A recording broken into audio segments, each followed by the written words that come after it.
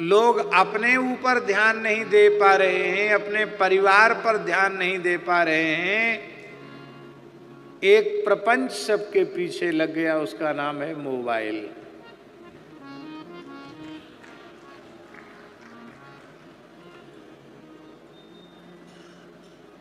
यात्राएं तो करनी पड़ती हैं, सार्वजनिक वाहनों से भी, ट्रेन वगैरह में भी यात्रा करनी पड़ती, तो देखते हैं किसी को किसी से मतलब नहीं, उसी में लगे हुए हैं।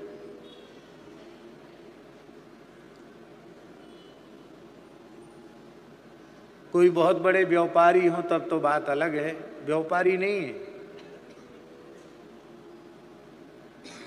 विद्यार्थी, पंडित। महामृत्युंजय मंत्र की माला चल रही है तब तक फोन बजा, जरूरी फोन है तो बात करेंगे। तो ईमानदारी से बताओ, मंत्र जप के बीच में आपने बातचीत की तो अनुष्ठान बाधित हुआ कि नहीं हुआ? अथवा आपने बात नहीं की, उसको कंपन पर रख दिया, साइलेंट पर रख दिया और थोड़ा उंगली हिला डुला करके देखा कि मैसेज क्या है, किसका आया, तो भी आपके मंत्र जप की एकाग्रता नष्ट हुई कि नहीं हुई?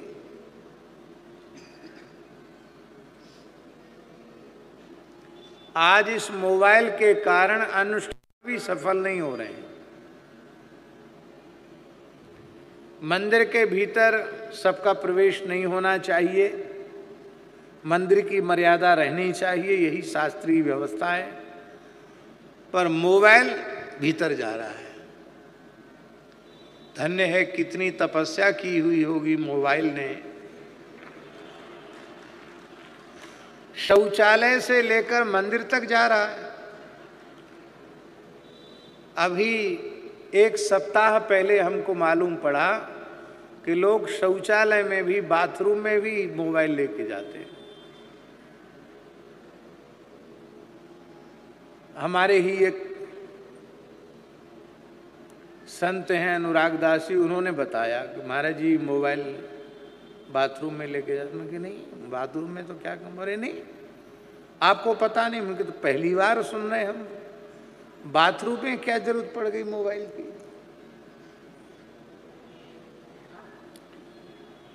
भोजन करते करते उसको छू रहे हैं, जूठा है, सखरा है, वही शौचालय में वही मंदिर में जा रहा है, उसी से शालिग्राम जी का स्पर्श हो रहा, भगवान का स्पर्श हो रहा। कितना बड़ा पाप है।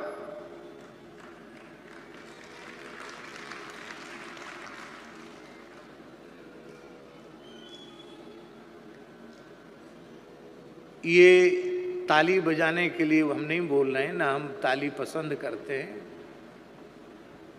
बाकी हम निवेदन कर रहे हैं, ये हृदय की पीड़ा कह रहे हैं। मनुष्य अपने अमूल्य जीवन के समय को व्यर्थ में नष्ट कर रहा है।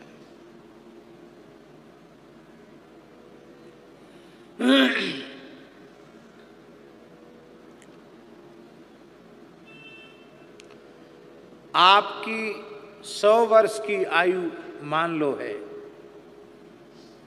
आप 100 वर्ष तक जिए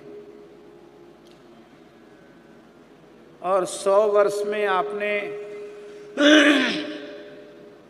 100 करोड़ रुपए कमाया, एक अनुमान बता रहे हैं। पैदा होती तो कमाना शुरू किया नहीं होगा, 20-21 वर्ष में कमाना शुरू किया होगा। तो मान लो 80 वर्ष की आयु खपा करके आपने 100 करोड़ रुपए कमाया। अब भगवान आपके सामने आ जाएं तो आप उनसे कहना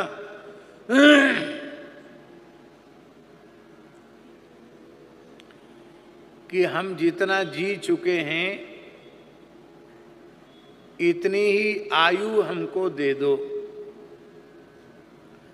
और हमने 80 साल में जो 100 करोड़ कमाया है वो पूरा का पूरा ले लो, हमको 80 वर्ष की और आयु दे दो, मिलेगी?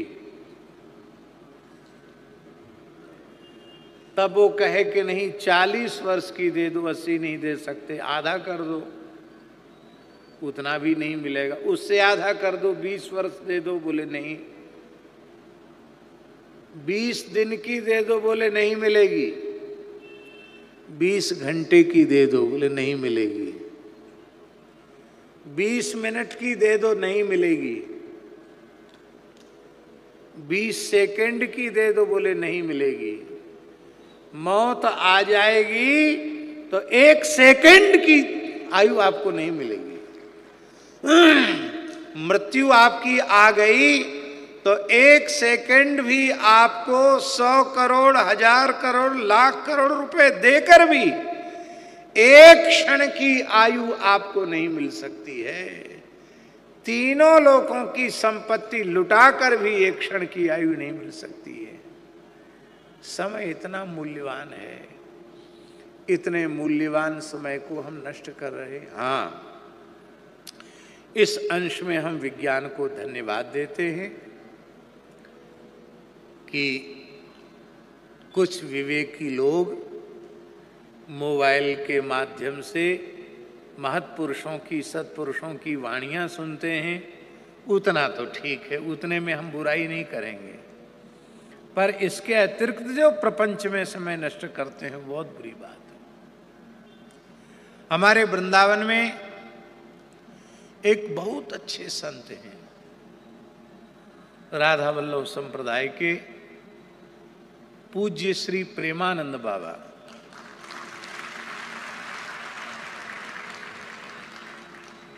वे वृंदावन से कहीं जाते नहीं हैं और हमको तो ठाकुर जी ने यही सेवा सौंप रखी है, चक्कर लगाते रहो।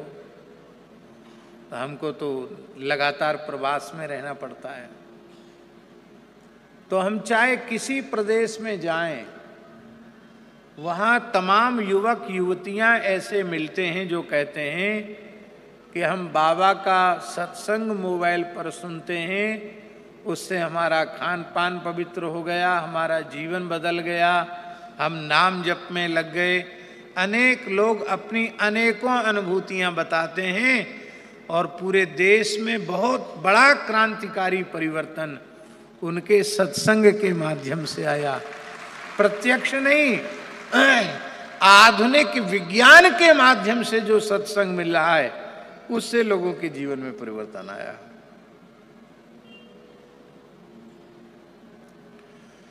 तो यदि आप विज्ञान का